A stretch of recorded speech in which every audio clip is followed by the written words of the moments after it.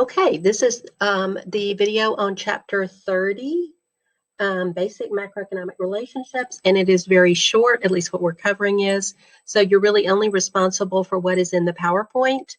I do want you to read carefully the end of chapter 31. It is called The Last Word in the chapter. It's one page.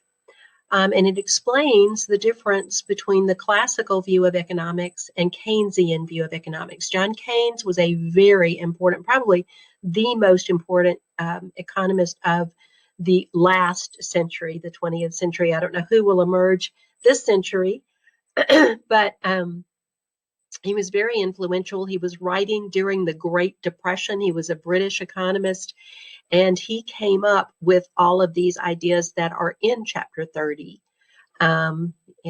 Keynes basically said, this was Great Depression, all you have left to do is increase government spending. That meant deficit spending, but there was nothing else at the time because we were in such a dire depression. Now, of course, some of the reasons for that were because the government basically cut off trade. That was a disaster. And also, the administration increased taxes, and we were already slowing down. Increased taxes, people have less money to spend. That's going to be a disaster. And it was. Keynes wasn't opposed to tax cuts, but he said they'd take too long to factor in. So he said, go out and spend money. And that's kind of what we're doing right now here in March of 2020 with the president talking about sending everybody $1,000. I don't know, something like that. Anyway, but let's look at what Keynes came up with in the marginal propensities. And Keynes said basically, if you can figure out how much someone will spend and how much they will save, you can come up with something called a multiplier, and you'll know how much spending to increase. It's kind of a simple concept, but does it work? Well, there are those that say it did and those that say it did not. We did eventually get out of the Great Depression, but World War II basically is when we got out of it. So, whether or not these policies work, but we'll look at what happened. So let's start with the marginal propensity to consume, which is just the likelihood that someone will spend an extra dollar of income. Marginal propensity to save, the likelihood that someone will save an extra dollar. And Keynes said, savings you can forget about because people are hoarding their money. After all, in the Great Depression, banks were failing. So where did people put their money? They stashed it in the mattress, behind the wall, buried it in a can in the backyard. But if it's not going through banks, then the banks don't have any money to lend. So he said, forget about the savings. All you need to worry about is what someone would consume. So let's look then at the next slide here. The marginal propensity to consume plus the marginal propensity to save equals 1 down at the bottom. That's because they're each a percentage. If you are likely to spend 80% of your income and save 20%, then that equals 1. Or if you're likely to spend 99% of your income and save 1%, then that's still 1. So if they're each a percentage, additional spending, additional saving is what we are looking at here. So let's see if we can make this bigger. There we go. So other determinants of disposable income, and this is an important definition, disposable income is after-tax income. Everybody pretty much pays some taxes, and disposable is what's left over to spend or to save. So that's the most important definition there.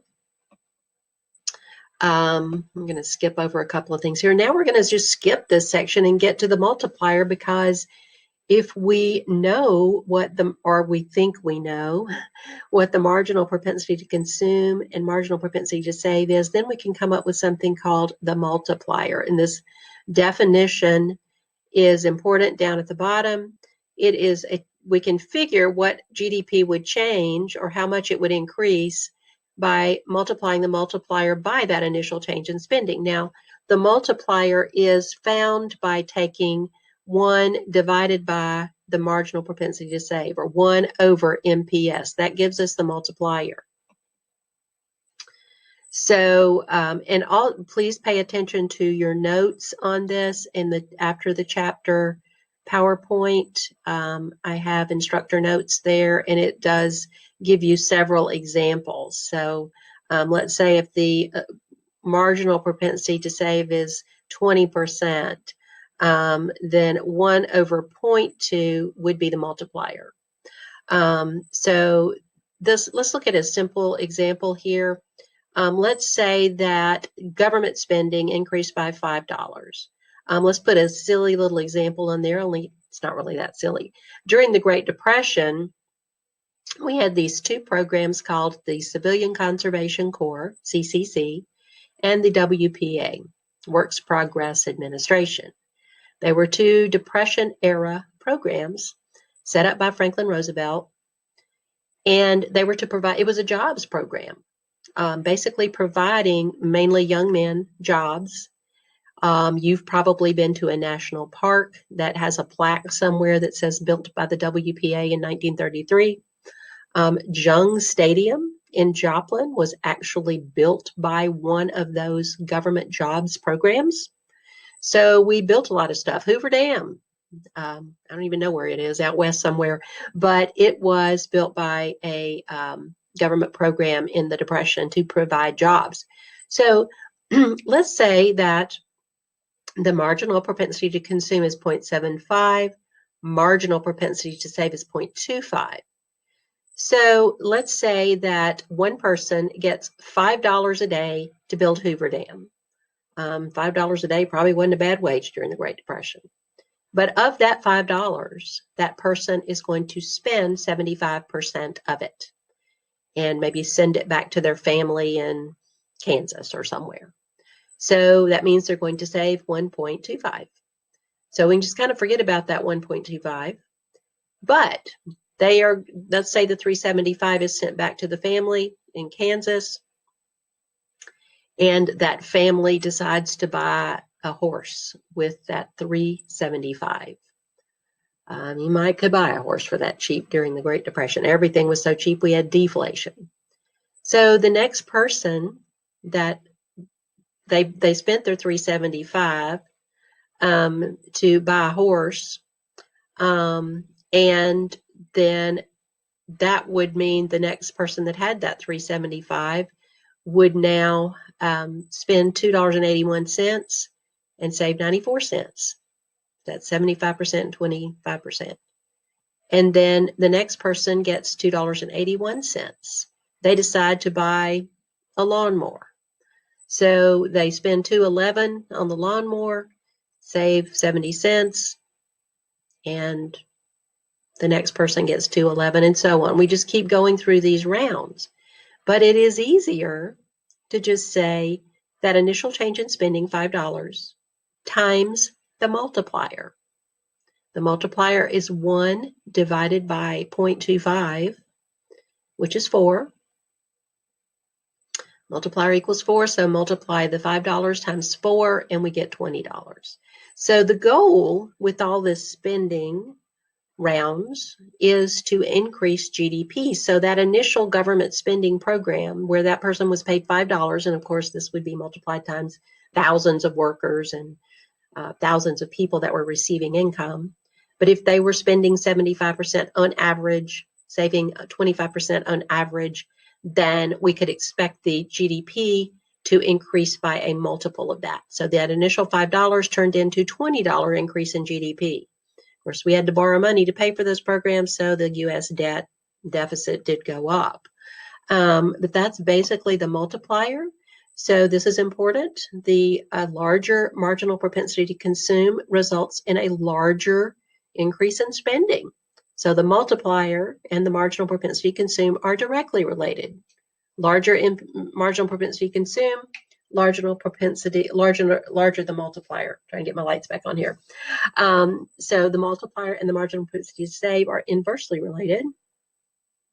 A large marginal propensity to save would result in a smaller increase in spending. So what is the multiplier? It is 1 over 1 minus the marginal propensity to consume. So Or we could just say more easily, the multiplier is 1 divided by the marginal propensity to save. Now, again, you've got some examples of that in your course documents, these instructor notes that I provided for this chapter. So these are just some examples. If the marginal propensity to consume is 0.9, then what is the marginal propensity to save? 0.1, because that equals 1. So 1 over 0.1 is 10. 10 becomes the multiplier. If the marginal propensity to consume is 0.8, then the MPS is 0.2. 1 over 0.2 is 5. 5 becomes the multiplier. Our example that we just went through, the marginal propensity to consume 0.75. That means the marginal propensity to save is 0.25. 1 over 0.25 equals a multiplier of 4. So make sure that you read your notes and study the last word in chapter 31 that looks at the difference between the Keynesian view, which was very new at the time, again, Great Depression, and the classical view was pretty much a laissez-faire, leave the economy alone, and don't get the government involved. Keynes was pretty adamant to get the government involved in the economy in the 30s. So we don't know what the actual multiplier is, and it could be down to 0. We don't really know what it is, but it was in theory, and Keynes came up with it, and it is behind many of the government stimulus programs that we have today, including this most recent one being talked about now to help the economy during the coronavirus epidemic, or pandemic, I guess. So that is all you need to know out of this chapter: multiplier, marginal propensity to consume, marginal propensity to save.